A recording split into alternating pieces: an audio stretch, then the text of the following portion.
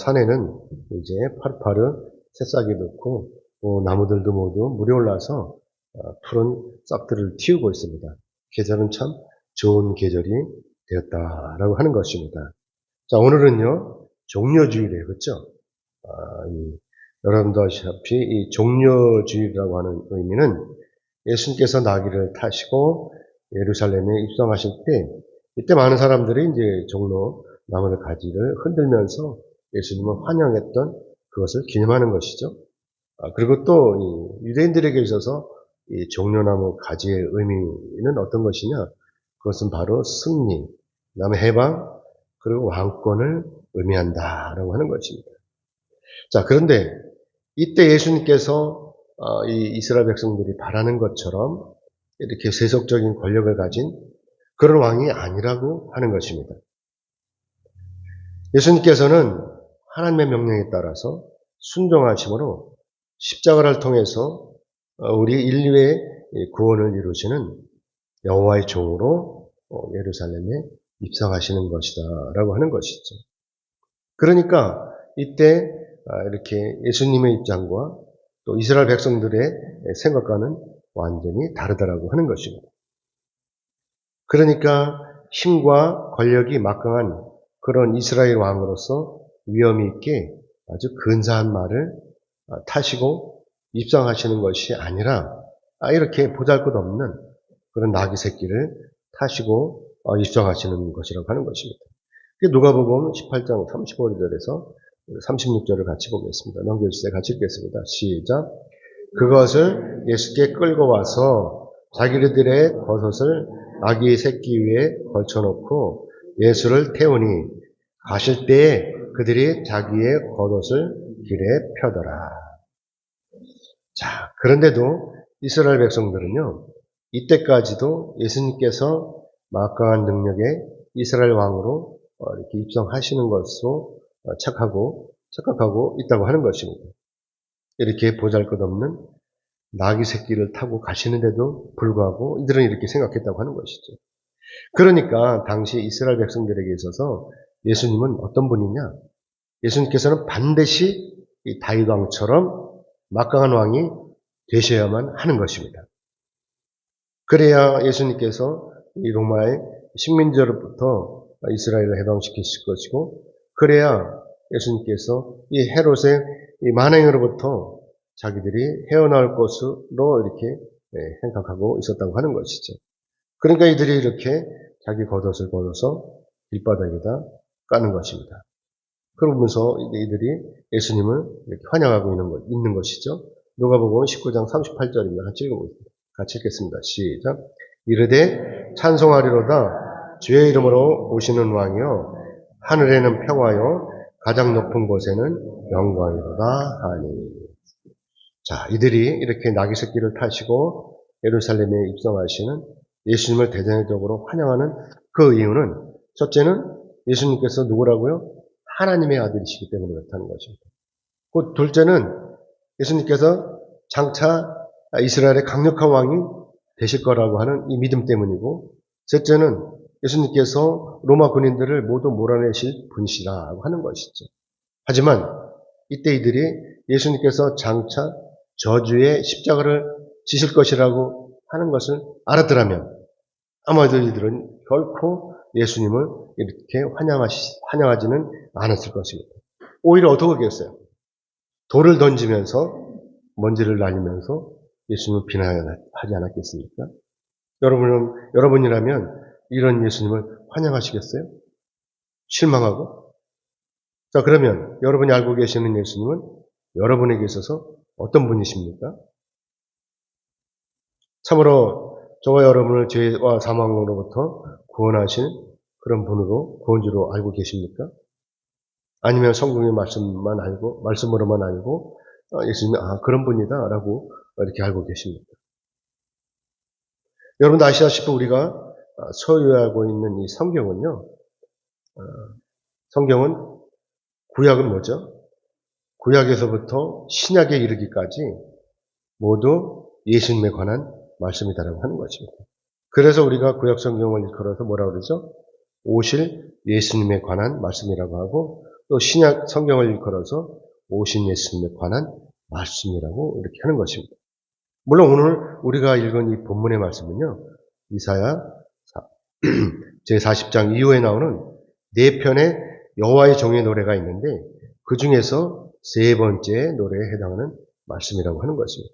자, 그러니까 오늘 본문의 말씀은 앞에 있는 두 번째 49장 1절에서 7절의 말씀처럼 여호와의 종의 노래와 마찬가지로 여호와의 종이 주체가 되어 있다고 하는 것이죠. 그러니까 내용상으로 보면 두 번째 노래가 여호와의 종에 대한 하나님의 전적인 부르심과 또 하나님께서 종에게 주신 그 약속을 주로 노래하고 있다면 오늘 본문에서 말씀하고 있는 이 여호와의 종은 우리 인류 구원이라고 하는 하나님의 뜻을 이루기 위해서 전적으로 순종하고 또 하나님의 도우심에 따라서 승리할 수 있는 그런 전적인 확신을 노래하고 있다라고 하는 거죠. 그래서 우리가 오늘 이 본문 말씀을 세 단계로 나누어서 정말로 하나님께서 원하시는 이 여호와의 종은 어떻게 헌신하는지를 우리가 살펴보도록 하겠습니다. 자, 그 첫 번째는 뭐냐? 바로 학자의 혀와 학자의 귀를 주신다라고 하는 것입니다. 오늘 보면 4절의 말씀 우리 같이 보겠습니다. 오늘 보면 4절입니다. 같이 읽겠습니다. 시작. 주 여호와께서 학자들의 혀를 내게 주사 나로 공고한 자를 말로 어떻게 도와줄 줄을 알게 하시고 아침마다 깨우치시되 나의 귀를 깨우치사 학자들같이 알아듣게 하시도다. 아멘. 자, 물론 여기서 하나님께서 지혜를 주셨다라고 하는 이 근거는요, 여호와의 종인 자신에게 학자의 혀와 학자의 귀를 주셨다라고 하는 부분인 것입니다. 여러분도 아시다시피 내가 누군가를 가르치기 위해서는 내가 먼저 알아야 되는 거예요. 누구를 가르칠 만한 지식이 없는 나에게 있어서 무엇을 어떻게 하겠습니까? 그러니까 나에게도 지식이 있어야 되는 것이죠. 내가 아무것도 모르는 상태에서 누구를 가르치겠어요? 그러니까 오늘 본문 말씀에 여호와의 이 종은 전능하신 하나님께서 자기에게 이렇게 학자의 혀를 주셨다라고 하는 것이고, 그래서 말로 공고한 자들을 어떻게 도와줄 줄을 알게 하셨다라고 하는 것입니다. 그러니까 오늘날 주의 종들도 마찬가지죠. 그러니까 오늘도 성령께서 주의 종들에게 가르쳐 주시는 것입니다. 이 말로써 하나님의 말씀을 바르게 전달할 수 있도록 도우신다라고 하는 것이죠. 그래서 저로 하여금 이렇게 설교를 통해서 여러분의 공고함을 위로하도록 하신다라고 하는 것입니다. 자, 그러면 여기서 또 공고하다고 하는 것, 이 공고한 자, 어떤 사람이냐 하는 것입니다. 어떤 사람을 우리는 공고한 자라고 말하느냐 하는 것이죠. 여기서 공고한이라고 하는 이 말은 히브리어로 야이프라고 하는데, 이 야이프가 우리말로 피곤한, 쇠약한 이라고 하는 의미라고 하는 것입니다. 그러니까 여기서 공고한 사람은 바로 하나님이 보실 때 피곤하거나 쇠약한 사람이라고 볼 수 있다고 하는 것이죠.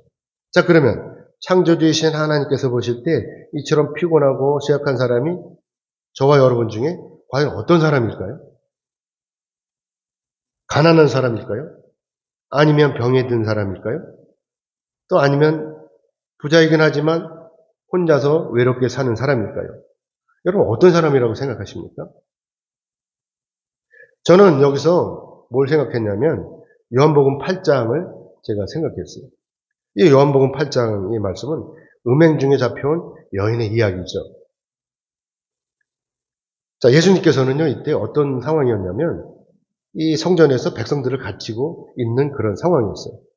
근데 이때를 맞춰가지고 서기관들과 바리새인들이 음행 중에 잡힌 이 여인을 끌고 와서 가운데다 세워놓고 예수님을 향해서 이렇게 여쭙다고 하는 것이죠. 선생이여, 이 여자가 간음하다가 현장에서 잡혔나이다.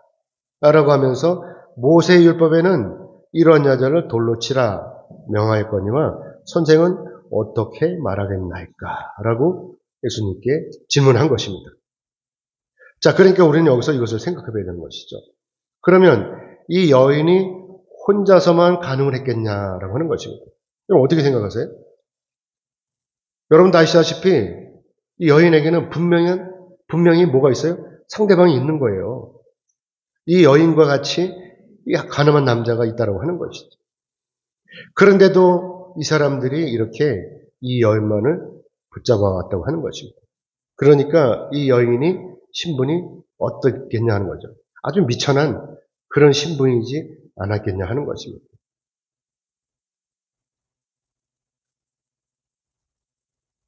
그러니까 이 여인으로서는 자기의 이 미천한 신분인 것 얼마나 억울하겠어요. 그런데 그런 억울한 판에 이렇게 많은 사람들 앞에서 자기 혼자만 창피를 당하고 있으니 자기가 비록 죄인이긴 하지만 이 여인으로서는 이때 얼마나 비참했겠냐 하는 것입니다. 여러분 어떻게 생각하십니까? 이 여인이 치근하고 불쌍하다고 이렇게 생각하십니까? 아니면 가늠한 여인이니까 마땅히 돌에 맞아 죽어야 한다라고 이렇게 생각하십니까? 물론 요한은 이 사건을 두고 이렇게 말씀하고 있어요. 서기관과 바리새인들이 가늠한 이 여인을 예수님 앞으로 끌고 와서 이렇게 고발하는 그 이유는 다른 것이 아니라 예수님을 빌라도의 법정에 고발할 조건을 얻기 위해서 이렇게 꼼수로 예수님을 시험하는 것이다 라고 이렇게 말씀하고 있는 것입니다. 그러니까 이 유대인들에게 있어서 이 여인을 정죄하는 것보다는 예수님을 시험하는 것입니다. 그래서 우리는 여기서 이것을 생각해 봐야 되겠죠. 이때 예수님 마음은 어떤 마음이었을까라고 하는 것입니다. 예수님께서 이 여인을 불쌍히 여기셨을까요? 아니면 예수님께서 이들과 똑같이 이 여인을 죄인이라고 생각하셨을까요? 또 아니면 예수님께서 이놈들이 유대인들이 나를 시험하려고 하는 것이구나 이렇게 생각하셨을까요? 아무튼 예수님께서 이때 어떻게 대답을 하셔야 되죠? 만약에 예수님께서 이때 이 여인을 돌로 치라고 명령을 하신다면 이 사람들이 이때 어떻게 행동하겠습니까? 여러분도 아시다시피 여기서 분명한 것은 예수님께서 로마로부터 허가된 재판관이 아니라고 하는 사실인 것입니다. 그렇기 때문에 예수님께서 이때 유대 율법에 따라서 이 여인을 돌로 치라고 명령하신다면 이들이 예수님을 로마 법정에다 고발할 것입니다. 또 만약에 예수님께서 이 여인을 그냥 풀어주라고 하신다면 이들은 성전에서 가르치는 사람이 성전에서 하나님의 말씀을 가르치는 사람이 어떻게 유대율법도 모르냐고 하면서 예수님을 돌로 칠 것입니다. 그러니까 이들이 이렇게 허접한 꼼수를 가지고 예수님을 궁지에 몰려고 하는 것이죠. 하지만 예수님께서는 이때 어떻게 하셨죠? 이때 예수님께서 이렇게 대답하셨다고 하는 것입니다. 너희 중에 죄 없는 자가 먼저 돌로 치라. 자, 이 세상에 죄 없는 자가 과연 있을까요? 그래서 여러분은 죄가 없으십니까? 그러니까 이때 여인을 이 돌로 썼던 모든 이들이 이것을 깨달은 거예요. 자기도 죄인이라고 하는 이 사실을 깨달은 것입니다. 그러니까 이때 여인을 향해서 이 돌로 섰던 돌을 들고서 돌로 치려고 둘러섰던 이들이 모두 물러갔다고 하는 것입니다. 깨달은 거예요. 예수님의 이 말씀에 너희 중에 죄가 없는 자가 돌로 치라고 하는 이 말씀에 이들이 깨달은 거예요. 나도 죄인이다 라고 하는 깨달은 것입니다. 그러고 나서 예수님께서 이 여인에게 이렇게 말씀을 하셨다고 하는 것입니다. 나도 너를 정죄하지 아니하노니 가서 다시는 죄를 범하지 말라. 예수님께서는 이 여인을 불쌍히 여기신 거예요. 그래서 예수님께서 이 여인을 불쌍히 여기시고 정죄하지 않으시고 어떻게 해요? 구원해 주셨다라고 하는 것입니다. 그러니까 예수님께서 보시기에 이 여인이 바로 불쌍한 사람인 거예요. 이 여인이 바로 공고한 사람이었던 것입니다.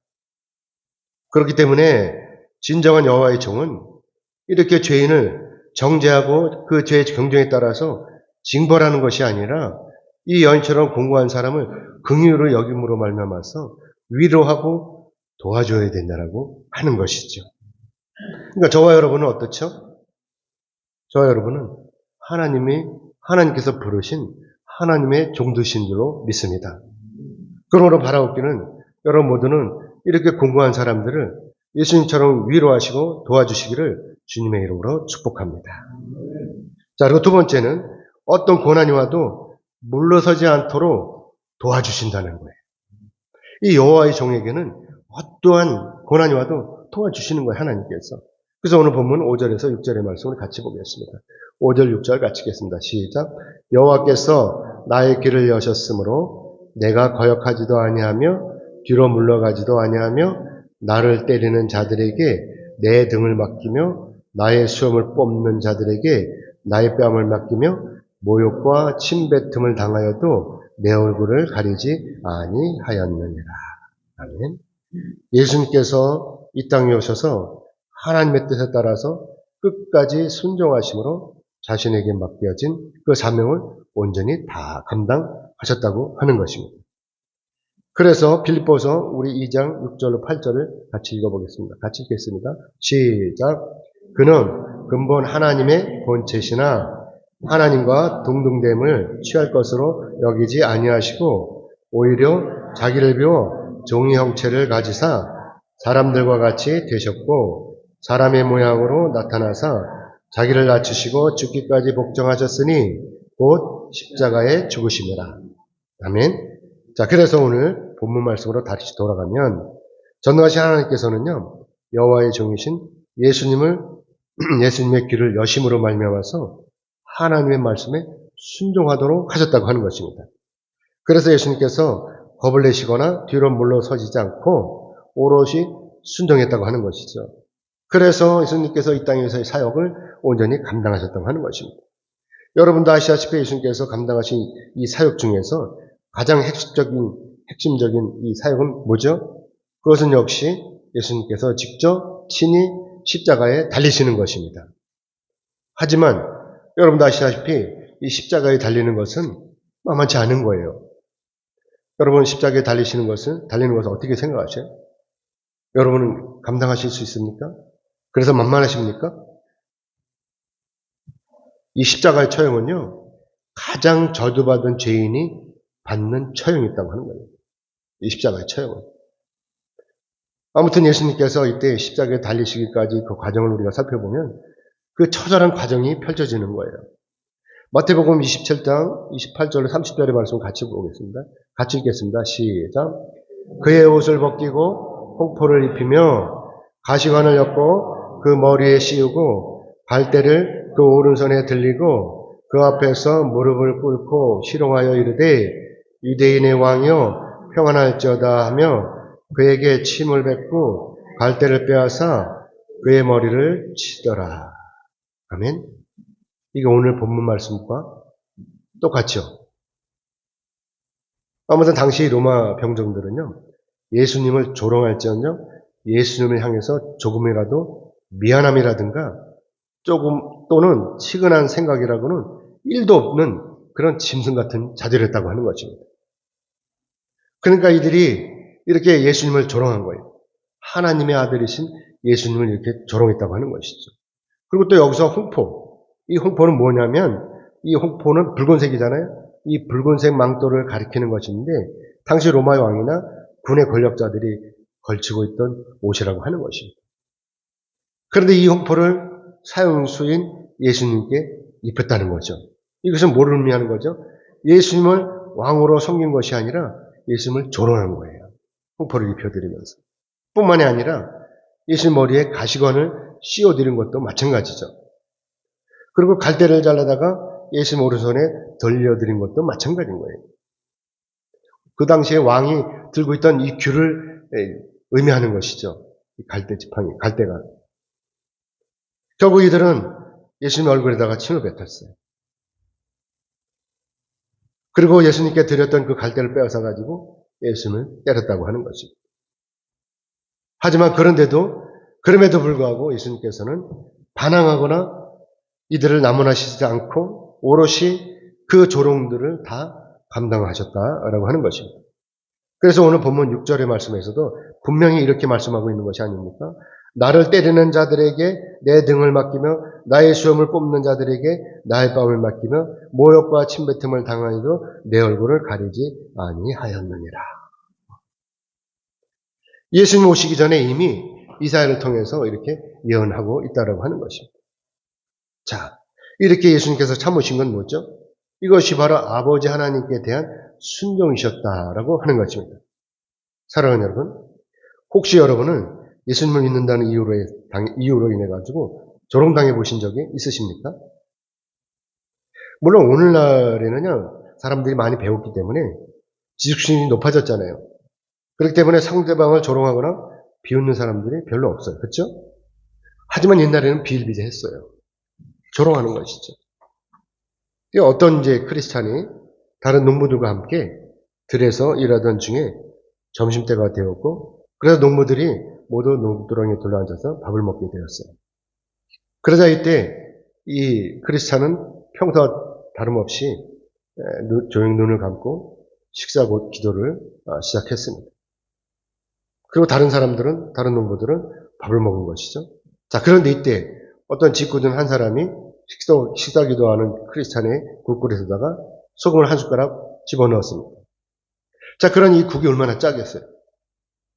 만약에 여러분이 크리스찬이라면, 이 사람이라면, 여러분 어떻게 하시겠어요, 이때? 하지만 이 크리스찬은 아무 소리도 하지 않았어요. 그리고 묵묵히 그 식사를 다 마쳤다고 하는 거죠. 자, 여러분, 사단마귀들은요, 이렇게 시시때때로 우리 그리스도인들을 시험해요. 조롱하는 거예요. 화를 내도록. 그러면서, 그래도 네가 예수를 믿을 거야? 라고 하는 것입니다. 흔들어대는 거예요, 우리를. 넘어지도록. 자, 여러분, 로마 병정으로부터 조롱받으신 예수님께서 어떻게 하셨죠? 자기 얼굴에다 침 뱉는 것을, 자기 얼굴에다 침을 뱉으면 이 너무나도 모욕적인 거 아닙니까? 또 머리에 얹은 이 가시관은 얼마나 아팠겠어요. 또 뺨의 수염을 막 뽑아대는 것 얼마나 아프겠어요.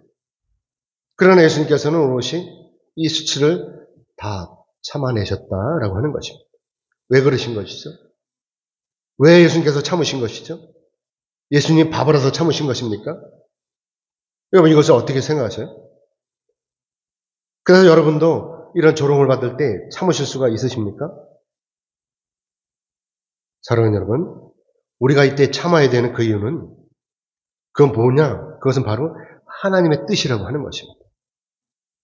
또 저와 여러분에게 부여된 우리의 사명이라고 하는 것입니다.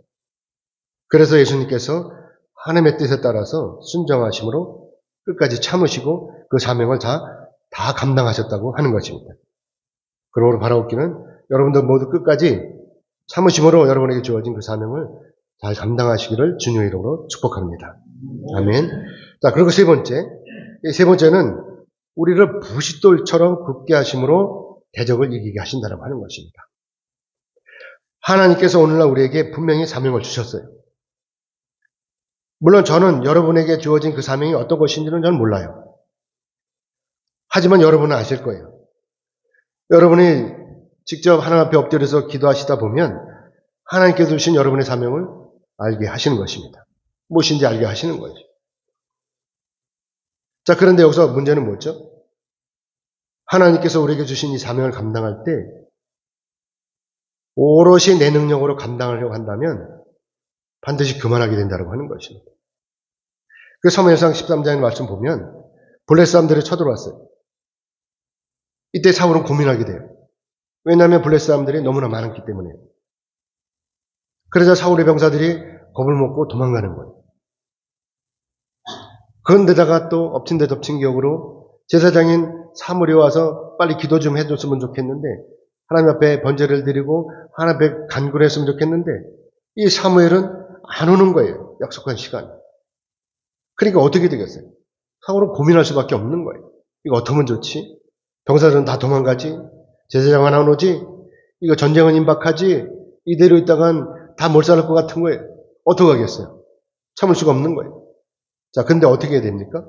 사울은 순종함으로 사무엘을 기다려야 되는 것입니다. 왜냐하면 왕은 왕으로서의 사명이 있고 제사장은 제사장으로서의 사명이 있기 때문인 것이죠. 그런데도 이 사울의 제사장인 사무엘을 기다리지 않고 하나님께 번제를 드렸다고 하는 것입니다. 얼핏 보기에는요, 우리가 이 사울의 마음을 이해할 수가 있어요. 자, 그렇지만 여기서 중요한 것은 뭐죠? 사울이 제사장이 아니라고 하는 거예요. 그래서 자기의 권력을 믿고 하나님의 뜻에 불순종한 이 사울이 하나님의 종인 사무엘로부터 책망을 받았다고 하는 것입니다. 사무엘상 13장 14절을 보겠습니다. 넘겨주세요. 같이 읽겠습니다. 시작. 사무엘이 사울에게 이르되 왕의 망령 때에 행하였도다. 왕이 왕의 하나님 여호와께서 왕에게 내리신 명령을 지키지 아니하였도다. 그리하였더라면 여호와께서 이스라엘 위에 왕의 나라를 영원히 세우셨을 것이거늘 지금은 왕의 나라가 길지 못할 것이라. 여호와께서 왕에게 명령하신 바를 왕이 지키지 아니하였으므로 여호와께서 그의 마음에 맞는 사람을 구하여 여호와께서 그를 그의 백성의 지도자로 삼으셨느니라 하고. 그러므로 오늘날 우리가 이 하나님께서 주신 하나님의 사명, 이것을 감당할 때 내 능력을 믿는 것이 아니라고 하는 것이죠. 반드시 어떻게 해야 돼요? 하나님께 도움을 구해야 된다고 하는 것입니다. 그러니까 자기 열심으로 할 것이 아니라 우선 먼저 하나님에 붙들어서 하나님의 이 도우심을 구해야 된다고 하는 것이죠. 그러면 어떻게 했어요? 하나님이 도와주셔요. 근데 사람들은 하나님 앞에 기도하기 전에 먼저 내가 하려고 하는 거예요.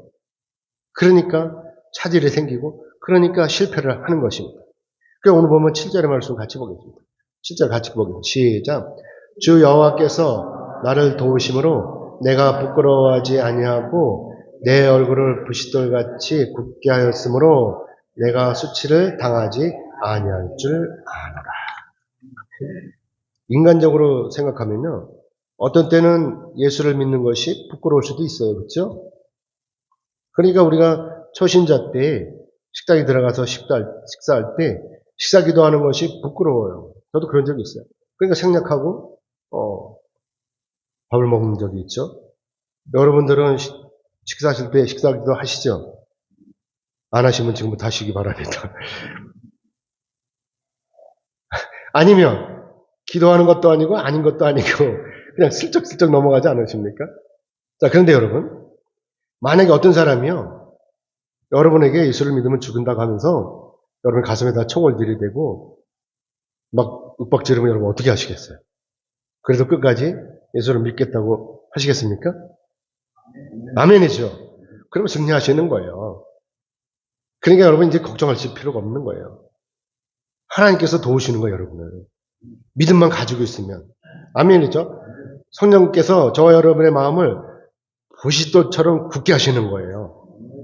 그러니까 누가 우리를 괴롭히고 누가 우리를 조롱해도 우리가 이길 수 있는 거예요. 이 사단마귀들은요, 항상 우리를 조롱해요. 야, 그래도 너 할 수 있어? 야, 그따위로 하면서 뭘 하려고 그래? 네가 목사야? 네가 그런 놈이 목사야? 막 이런 조롱을 해요. 그렇지만 성령께서 나를 붙들고 계시기 때문에 우리는요, 이런 부끄러움이나 이런 두려움이 다 사라지고 담대하게 되는 것입니다. 아멘. 그래서 오늘 보면 8절의 말씀 같이 보겠습니다. 8절 같이 읽겠습니다. 시작.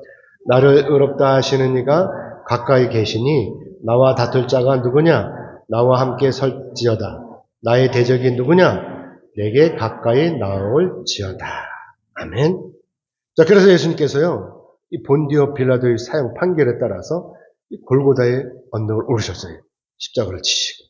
물론 구런의 시몬이 지고 가긴 했지만, 아무튼 이제 그러고 골고다의 언덕에 오르셔서 십자가에 달리시고 몇 시에 죽으셨어요?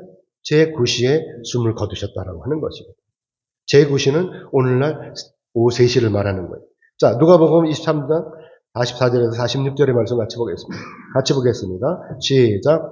때가 제6시쯤 되어 해가 빛을 잃고 온 땅에 어둠이 임하여 제9시까지 계속하며 성서의 휘장이 한가운데가 찢어졌더라. 예수께서 큰 소리로 불러 이르시되 아버지 내 영혼을 아버지 손에 부탁하나이다 하고 이 말씀하신 후 숨지십니다. 사랑하는 여러분, 이때 예수님의 대적들은요 안심했을 거예요. 그렇죠? 왜 그러겠어요? 자기들이 예수님을 십자가에 매달았잖아요. 그러니까 야 이제 끝났다. 이제 모든 것이 다 끝났다. 이렇게 생각하지 않았겠어요? 자, 근데 여러분 실제로 어떻게 되었죠? 대적들의 바람대로 모든 것이 다 끝난 거예요? 그래서 이 세상에 온통 대적마귀들이 판치는 그런 세상이 된 것입니까? 오늘날 보면은 세상이 끝난 것 같아요. 대적마귀들이 어떻게 우리 그리스도인들을 못 살게 구는지 몰라요. 그러나 여러분도 아시다시피 실제로는 그 반대가 된 거예요. 예수님께서 다시 살아나셨잖아요. 예수님께서 장사된 지 3일 만에 다시 살아나셨잖아요. 부활하셨잖아요.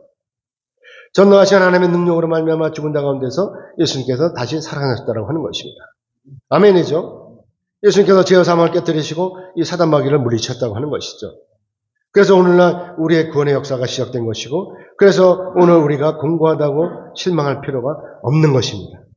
아무리 우리 그리스도인들을 죽이려고, 아무리 우리 교회를 폐쇄하려고 해도 우리는 이겨나갈 수가 있다라고 하는 것입니다. 아멘이죠? 그러므로 바라옵기는 여러분들은 오늘 이 고난을 발판으로 삼아서 다시 오실 예수님과 함께 구원의 역사에 동참하시기를 주님의 이름으로 축복합니다. 아멘. 이제 말씀 맺겠습니다. 하나님께서는요, 저와 여러분의 헌신을 원하십니다. 하나님께서 우리를 그리스도인으로 또 우리를 주의 종으로 세우신 이유는 저와 여러분만 구원받고 천국에 들어가도록 이렇게 세우신 것이 아니라고 하는 것입니다.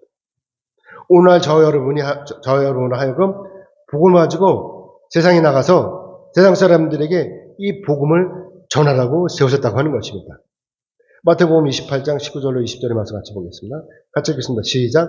그러므로 너희는 가서 모든 민족을 제자로 삼아 아버지와 아들과 성령의 이름으로 세례를 베풀고 내가 너희에게 분부한 모든 것을 가르쳐 지키게 하라. 볼지어다 내가 세상 끝날까지 항상 너희와 함께 있으라 하시니라.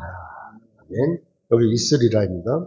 그렇기 때문에 우리가 오늘 하나님 앞에서 헌신하기로 작정하고 나서면 하나님께서는 우리에게 뭘 주신다고요? 학자와 같은 지혜를 주시고 또 학자와 같은 혀를 주시고 그래서 어떤 고난과 역경을 만나더라도 물러서지 않도록 도와주시고 결국에는 우리를 부시도록 강하게 하심으로 말미암아 우리가 승리하도록 도우신다라고 하는 것입니다. 그래서 우리에게도 놀라운 역사가 일어나는 거예요. 하지만 우리는 역시 무능해요. 그렇죠? 그래서 우리의 이 무능한 능력으로는 아무것도 할 수가 없어요.